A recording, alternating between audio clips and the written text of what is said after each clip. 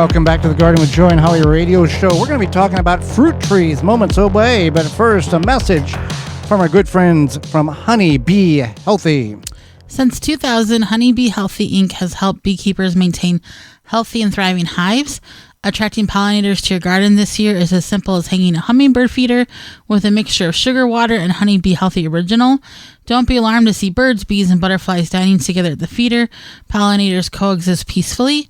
Honey Bee Healthy Inc. is offering a 10% discount on an 8-ounce bottle of Honey Bee Healthy Original to the show's listeners. Enter discount code BEGARDEN, that's B-E-E Garden at checkout. For more information, mixing instructors, and more, you can visit honeybeehealthy.com. That's honey, the letter B, healthy.com. So, fruit trees. Everybody, the saying is, when's the best time to plant a tree? 10 years ago or now? So people may, yes? No, fruit trees for sure, yeah.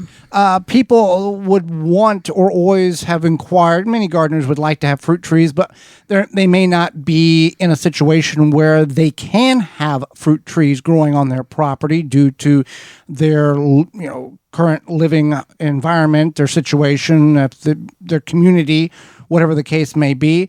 There are, and we won't get into the weeds of this, but there are some compact fruit trees in which you can grow in containers on a patio, porch, or deck. Though this is going to be about fruit trees, we're going to be generic about the information because we have listeners in so many areas and so many parts of the country in which we don't want to be too specific and give information that may be heard by one and thought it would apply for another. We were going to give you the information and allow you to do further research for your particular area, your particular growing zone. But we do want you to look into the opportunity of putting fruit trees on your property for a vast variety of positive reasons. Right. So you want to think about your zone, what growing zone you're in, or your hardiness zone, and what would work for that zone. So we are in 6A. Where the show originates. So we would grow fruit trees that are proper for that. One way that I would go about is contacting my local university extension. When I was kind of putting together notes for this, there is tons of information on your university extension, especially here in Wisconsin. That's where the show originates out of. There's so much information. There's all sorts of brochures about, picking the proper tree, researching that deer in the area hopefully won't find it too tasty once that fruit does bloom, assuming that they can access it, things like that. And all of this information is free. It's right at your fingertips. You can find it just a simple, favorite online search engine, fruit trees to grow in my blah, blah, blah, zip code, whatever you want to put. Or you can put your state, you can put your city. I know some states, if they run far north to south, that's very vastly different growing zones. I know even just in the state of Wisconsin, it's a different growing zone as well. But a lot of these brochures have maps of the state and tells you kind of a range of what is available. You can order these online. Trees can be ordered online from many different locations. However, going to your local independent garden center and talking with someone there is a great start. If you're in a growing zone, which we all live in a growing zone, so that's kind of a weird statement to say, but based on the growing zone in which you are in, you want to look at a fruit tree that is hardy to a growing zone one colder than yours, as it will get cold every now and then, much more than what the average typically is over the last 10 years.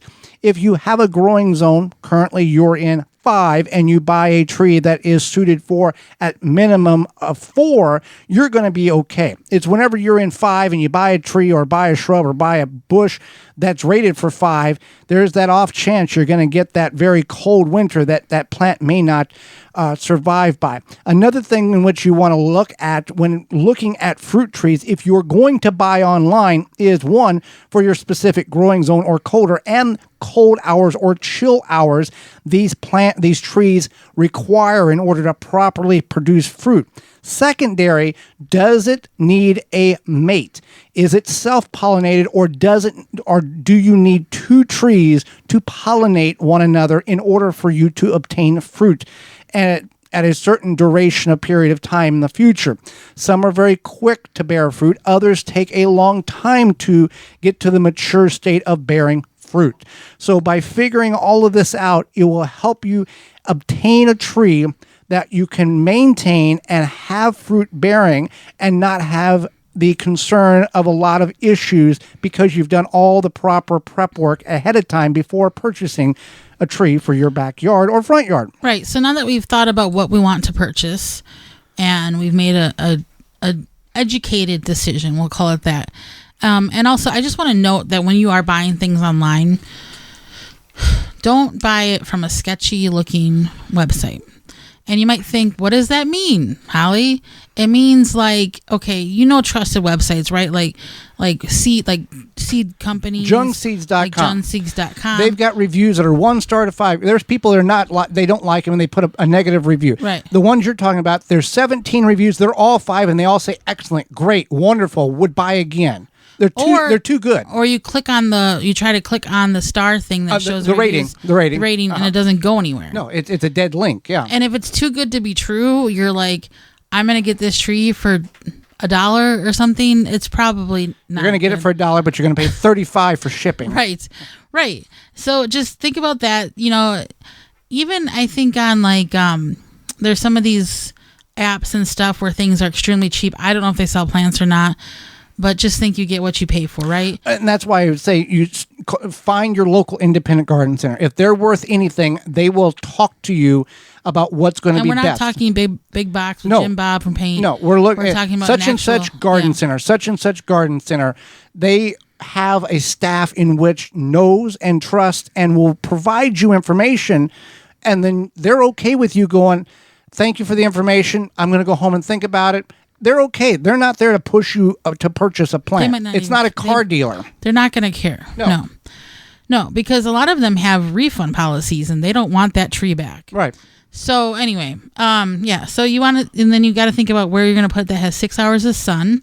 Minimum full sun. Yeah. And then your canopy, how big the canopy is going to be, and harvesting. We had a pear tree. And you had to stand on a ladder to harvest because of how... It was already mature before we got here. Yeah. But if you are like, hey, I'm 50 years old, and by the time... I'm not 50 years old. You say to yourself, I'm 50 years old, and by the time this tree starts bearing fruit, I'm going to be 55, and maybe I don't want to climb a ladder at 55 years old to harvest his fruit. You're not Ric Flair. I'm not. Who's that? the old wrestler. I'm not Ric Flair. Yeah, okay. Some people got that and didn't need a second expression. I don't really personally You're not a ladder lover anyway. No, I don't like climbing ladders. I feel safe on the ground, except for today. As it grows, you can shape it in a form in which... Yes, but if the branches are just going to shoot straight up... Correct. There's a difference there. So once you do have it planted... Well, you got to call Digger's Hotline, and you need to look up and around to make sure that at the maximum, if you did nothing, and you just put it in the ground, is this going to impede with, 1, your foundation, 2, power lines, stuff above, all of that stuff.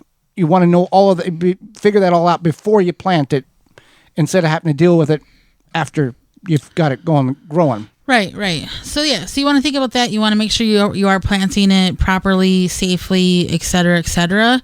And then a lot of the times you can find this information on your university extension on how to plant it correctly, because there is a what's it called? A very wrong way to do it. Yeah, there's different parts of the tree that you plant. There's different parts that you want to keep above the soil, below the soil. And you don't need to stake these. No, you don't need to stake them.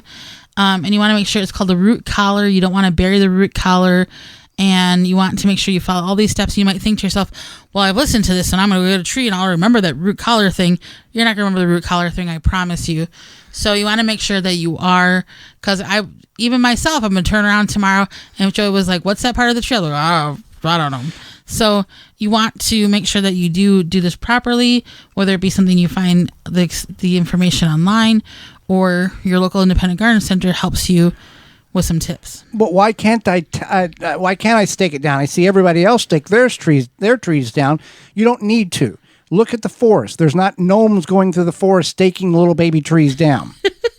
Not that we're a Noah. I've got trail cameras in the woods. I've not yet seen a gnome. They're invisible. They're invisible gnomes. Yes. But people think that they have to stake a tree down because if I don't stake the tree down, it's not going to be able to support itself.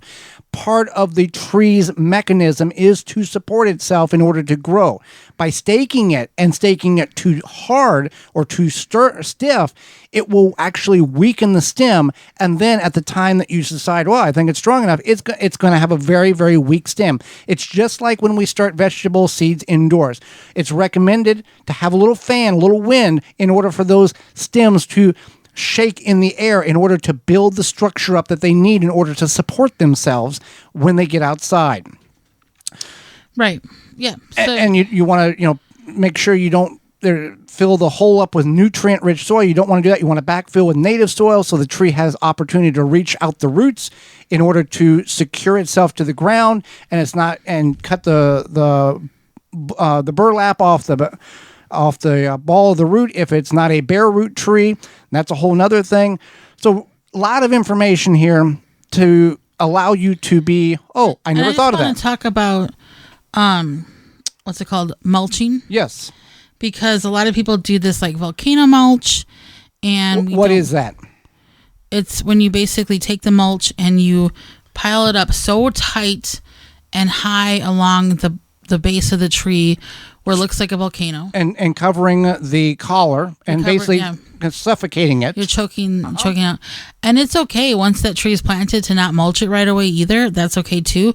But once you do mulch it, you want to make sure you leave like a nice little rim around the base of the tree. And you can put that mulch there, but you don't want to choke it out.